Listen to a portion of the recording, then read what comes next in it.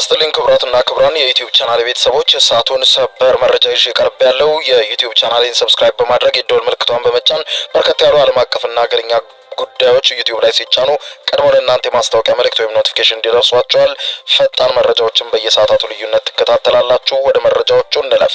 የአሜሪካው ፕሬዝዳንት ዶናልድ ጄ ትራምፕ ዓለምን የሚንጥ ንግግራቸውን አሁንም ቀጥለውበታል። በስዊዘርላንዷ ዳቮስ ከተማ ላይ የተደረገ ባለው ስብሰባ ላይ የዓለም መሪዎች ፊት ተገኝተው ንግግር ያደረጉት የአሜሪካው ፕሬዝዳንት ዶናልድ ጄ ትራምፕ ንግግራቸውን እንደሌሎች መሪዎች ባጭሩ አልቋጩም። ከአንድ ሰዓት ተኩል በላይ የዘለቀ ንግግር አድርገው ስኬት ያሉትን ከዘረዘሩ በኋላ ስለ ኢትዮጵያ ጉዳይ አንስተዋል። ከአንድ ሁለት ጊዜ በተለይም ስለ ኢትዮጵያው ጠቅላይ ሚኒስትር ዶክተር አብይ አህመድ ንግግር አድርገዋል። ለመሆኑ ፕሬዝዳንት ዶናልድ ጄ ትራምፕ ስለ ኢትዮጵያው ጠቅላይ ሚኒስትር ዶክተር አብይ አህመድና ኢትዮጵያ ላይ ሊያደርጉ ስላሰቡት ነገር ምን አሉ? እንዲሁም አወዛጋቢ በሆነውና መላው አውሮፓን እየናጠ በሚገኘው በግሪንላንድ ጉዳይስ ምን ተናገሩ? እንዲሁም የስዊዘርላንዱ የዳቮስ ስብሰባ ምን ነበር? በዝርዝር የማስደምጣችሁ ሲሆን እንዲሁም በታላቁ የህዳሴ ግድብና በሌሎችም ጉዳዮች በኢትዮጵያ ላይ ከፍተኛ ጫናና ሴራ የምትጠነስሰው የግብፁ መሪ አብዱል ፈታህ አልሲሲ በስብሰባው ባይጠሩም ነገር ግን የአሜሪካውን ፕሬዝዳንት ዶናልድ ጄ ትራምፕን ደጅ ለመጥናት ሲሉ ወደ ስዊዘርላንድ ዳቮስ አቅንተዋል። በዳቮሱ ስብሰባም ከፕሬዝዳንቱ ጋር በቀጥታ ተገናኝተው ስለ ኢትዮጵያ የአባይ ወንዝና የህዳሴ ግድብ ጉዳይ ተነጋግረዋል።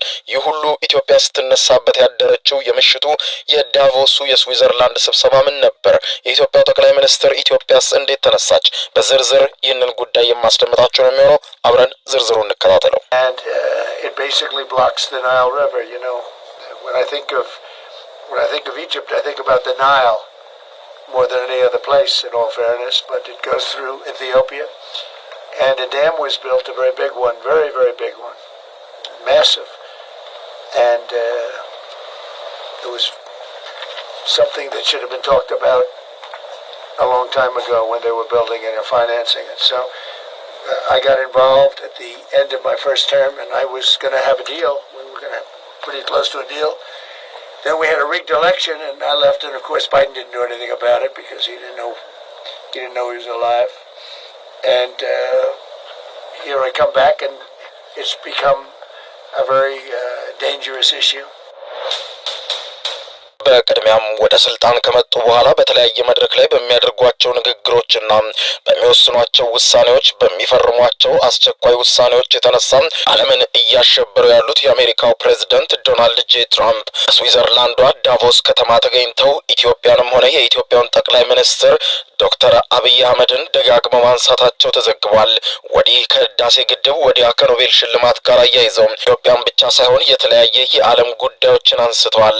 አሜሪካ ከኔቶ ልትወጣ እንደምትችል በግሪንላንድ ጉዳይም የኃይል እርምጃ እስከ መጠቀም ሊደርሱ እንደሚችሉ በዓለም መሪዎች ፊት ቆመው ለአንድ ሰዓት ተኩል በቀጠለው ንግግራቸው ዛቻ ቁጣን ቀላቅሎ ተሰምቷል። ትራምፕ ኢትዮጵያን ካነሱበት ንግግር ስንጀምር በዓለም መሪዎች ፊት ቆመው ንግግር በማድረግ ላይ የነበሩት የአሜሪካው ፕሬዝዳንት ዶናልድ ጄ ትራምፕ ካፍታ ንግግር በኋላ ወደ ኢትዮጵያ ጉዳይ አንደበታቸውን አዞሩት። ያንን ቃል ደጋግመው ለሶስተኛ ጊዜ በዓለም ህዝብ ፊትና በዓለም መገናኛ ብዙሃን ፊት ደገሙት። ታላቁ የኢትዮጵያ ህዳሴ ግድብ የግብፅን ጥቅም ያስቀራል አሉ። እንዲሁም ጠቅላይ ሚኒስትር ዶክተር አብይ አህመድ ከዚህ ቀደም በ2019 የተሰጣቸውን የዓለም የሰላም የኖቤል ሽልማት አስመልክቶ ንግግር ማድረግ የጀመሩት ዶናልድ ትራምፕ ይህ የሰላም የኖቤል ሽልማት ለኔ ነበር የሚገባው ብለዋል። ትራምፕ በእርግጥም በህዳሴ ግድብ ዙሪያ ሰላም እንዲሰፍን አድርጌያለሁ፣ ጦርነቶችም እንዲቀሩ አድርጌያለሁ። ያ የኖቤል የሰላም ሽልማት ለኔ ነበር የሚገባው። ለኔ ሲገባው የኖርዌይ መንግስት ግን አሳልፎ ለኢትዮጵያው ጠቅላይ ሚኒስትር ሰጠ። ሽልማቱ ግን በግድቡ ጉዳይ ብዙ ለሰራሁት ለኔ ነበር የሚገባው ሲሉ ተደምጠዋል። የዓለም መሪዎች ፊት በርካቶችን ግራ ባጋባው ንግግራቸው ጠቅላይ ሚኒስትሩ በግድቡ ጉዳይ መሸለማቸው ትክክል አይደለም ሲሉ ተቹ።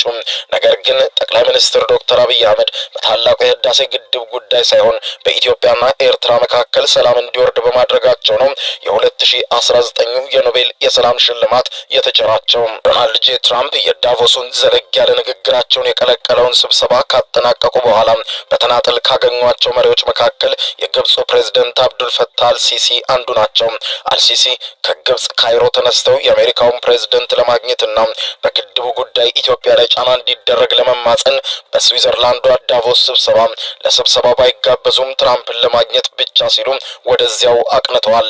ታዲያ ስብሰባው ከተጠናቀቀ በኋላ የአሜሪካው ፕሬዝዳንት ዶናልድ ጄ ትራምፕ እና የግብፁ ፕሬዝዳንት አብዱል ፈታህ አልሲሲ በዚያው በዳቮስ የተናጠል ስብሰባ ካደረጉ በኋላ ለጋዜጠኞች መግለጫ ሰጥተዋል። የአሜሪካው ፕሬዝዳንት ዶናልድ ጄ ትራምፕ የኢትዮጵያው ጠቅላይ ሚኒስትር ዶክተር አብይ አህመድንና የግብፁን ፕሬዝዳንት አብዱል ፈታህ አልሲሲን ፊት ለፊት ማገናኘት እንደሚፈልጉ ለጋዜጠኞች ነግረዋቸዋል። ትራምፕ ሁለቱን መሪዎች ማገናኘት ፊት ለፊት የሚፈልጉት በታላቁ ህዳሴ ግድብ ምክንያት በኢትዮጵያና በግብፅ መካከል የተፈጠረውን ውዝግብ የሚፈታ ልዩና ምርጥ ስምምነትን ለማበጀት ነው ሲሉ ተደምጠዋል። ዶናልድ ጄ ትራምፕ የግብፁን ፕሬዝዳንት አብዱል ፈታህ አልሲሲን በማወደስ ነበር ይህንን ጋዜጣዊ መግለጫ ለጋዜጠኞች የጀመሩት። በሶፋቸው ላይ ተደላድለው ተቀምጠው ሁለቱን እጆቻቸውን በእግሮቻቸው ጉልበት ላይ አስደግፈው ለጋዜጠኞች ሲናገሩ እንዲህ አሉ። ከግብፅ ጋር በጣም ጥሩ ግንኙነት አለን። ፕሬዝዳንት አልሲሲ ደውሎ አንዳች ነገር ይጠይቀኛል፣ ሁልጊዜም መፍትሄ ያገኝለታል አልሲሲ ብለዋል። አልሲሲ በፊናቸው ትራምፕ ወደ ዋይት ሀውስ ከተመለሱ ወዲህ በስኬቶች የተሞላ ዓመት አሳልፌያለሁ ሲሉ አልሲሲ ትራምፕን ሲያወድሱ ታይተዋል። እጅግ ከባድ ባሉት የጋዛ ጉዳይ ትራምፕ ስኬት አስመዝግበዋል፣ እንኳን ደስ አሉትም ሲሉ ተደምጠዋል። ዶናልድ ትራምፕ በአሁን ኖሮ በጋዛ ስምምነት አይደረስም ነበር፣ ትራምፕ ወደ ስልጣን በመምጣቱ ነው የጋዛ ጦርነት የቆመው ሲሉ የግብፁ መሪ አብዱል ፈታህ አልሲሲ ተናግረዋል። የግብፁ መሪ ሲቀጥሉ ያነሱት የህልውና ጉዳይ ያሉት እነርሱ የናይል ወንዝ የሚሉትና የአባይ ወንዝና የታላቁ የኢትዮጵያ ህዳሴ ግድብን ጉዳይ በሚመለከት ነበር ሁለቱ መሪዎች የተወያዩት። በዚህ ጉዳይ ትራምፕ ለግብፅ ለሚያደርጉት ድጋፍ ከወዲሁ አመስግነው የትራምፕን ድጋፍ ግብፅ እንዳገኘች ገልጸዋል። በትራምፕ መጀመሪያ የስልጣን ዘመን በግድቡ ጉዳይ ላይ ያለውን አለመግባባት ለመፍታት ከፍተኛ ጥረት ተደርጎ እንደነበር አስታውሰዋል። በወቅቱም ተዘጋጅቶ የነበረውን ስምምነት እንዲፈረም የአሜሪካው ፕሬዝዳንት ሁሉንም ነገር አድርገው ነበር ሲሉም ተደምጠዋል። ፕሬዝዳንት ትራምፕ የታላቁን ህዳሴ ግድብ ከዓለም ግዙፍ ግድቦች አንዱ እንደሆነ ጠቅሰው ስለ ኢትዮጵያም በዚሁ ስብሰባ ላይ መናገራቸውን ጀመሩ። የግንባታውን ወጪ የሸፈነው እኛ ነን ሲሉ ይህንን አወዛጋቢ ንግግራቸውን ቀጥለውበታል። ለስምምነት ተቃርበን ነበር ያኔም፣ ይሁን እንጂ በተጭበረበረ ምርጫ ስልጣን ለቀኩኝ ብለዋል። ድርድሩ ሳይቋጭ የቀረው በዚሁ እንደሆነ ጠቁመዋል። አሁን ወደ ስልጣን ስመለስ ግድቡ በጣም አደገኛው ጉዳይ ሆኖ ነው ያገኘሁት። እውነት ለመናገር በስልጣን ላይ በሆን ኖሮ ይህ አይሆንም ነበር። ግድቡ የናይል ወንዝን ይገታል። ከረዥም ጊዜ በፊት ሲገነቡትና ፋይናንስ ሲያደርጉት ውይይት ሊደረግበት የሚገባ ነበር በማለት ለግብፅ ድጋፍ ያሳየ ንግግራቸውን ቀጥለውበታል።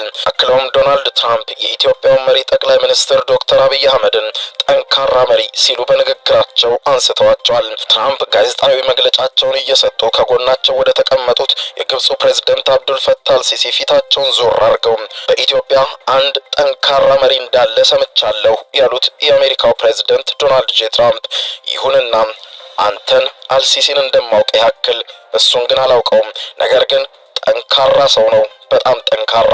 ስምምነት ማድረግ እችል እንደሆነ ለማየት ሁለታቸውንም ፊት ለፊት ለማገናኘት ሞክራለሁ ሲሉ ግብፁ ፕሬዝዳንት አብዱል ፈታህ አልሲሲ ቃል ገብተውላቸዋል። የአሜሪካው ፕሬዝዳንት ዶናልድ ጄ ትራምፕ አወዛጋቢ ንግግራቸውን በዳቮሱ መድረክ ላይ የቀጠሉ ሲሆን እዚህ ንግግራቸውም እርሳቸው ወደ ስልጣን ከመጡ በኋላ የኑሮ ግሽፈቱ በእጅጉ እንደቀነሰ በማመልከት ንግግራቸውን የቀጠሉ ሲሆን እንደተጠበቀውም አውሮፓን ወደ መውቀስ መሻገራቸውን ያነሳው ዘገባው ፕሬዝዳንቱ አውሮፓን በሁለት ጉዳዮች ሲተቹ በመድረኩ ላይ ተደምጧል። የመጀመሪያው ጉዳያቸው ሀገራቱ ስለ ስደተኞች አሁንም ድረስ ለመቀበል ፈቃደኛ ሆነው መቀጠላቸው፣ ማንነታቸውን እስኪያጡ ድረስ በርካታ ስደተኞችን በገፍ መቀበላቸው እርባና ቢስ ሲሉ አጣጥለውታል። አውሮፓውያን ለአየር ንብረት ለውጥ በሚያደርጉት ጥረትና በያዙት አቋም አውሮፓ ሀገራት ውስጥ በርካታ የነፋስ ተርባይኖችን መመልከት የተለመደ ነው። ነገር ግን አንድ ሀገር ብዙ ተርባይኖች ገጥማ በታየች ቁጥር በርካታ ገንዘብ ያላግባብ እንዳወጣች ኢኮኖሚዋ ጥሩ እንዳልሆነ ምልከታ ነው ሲሉ አውሮፓውያንን መውቀሳቸውን ተቀጥለዋል። በዚህም ምንም እንኳን የአውሮፓ ሀገራት መሪዎች ከግሪንላንድ ጉዳይ ጋር በተያያዘ ከጉባኤው በኋላ ከፕሬዝዳንቱ ጋር ውይይት ለመቀመጥ የጠየቁ ቢሆንም ከትራምፕ ንግግር በኋላ ግን ምክክሩ ውጤታማ ይሆናል ተብሎ እንደማይጠበቅም ተመላክቷል።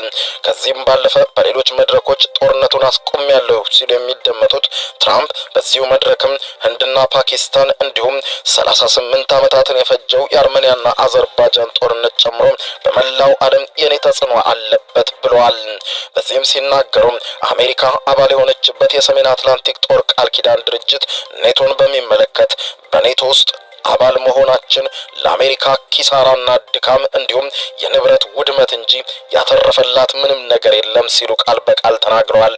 ነገር ግን ለእናንተ ለአውሮፓውያን ኔቶ ከሩሲያ ሲከልላችሁ ነበር ሲሉም በእነዚህ ሁሉ ዓመታት ግን አሜሪካ በምላሹ ከእናንተ ከአውሮፓውያን ያገኘችው አንዳችም ነገር አለመኖሩን ልታውቁት ይገባል።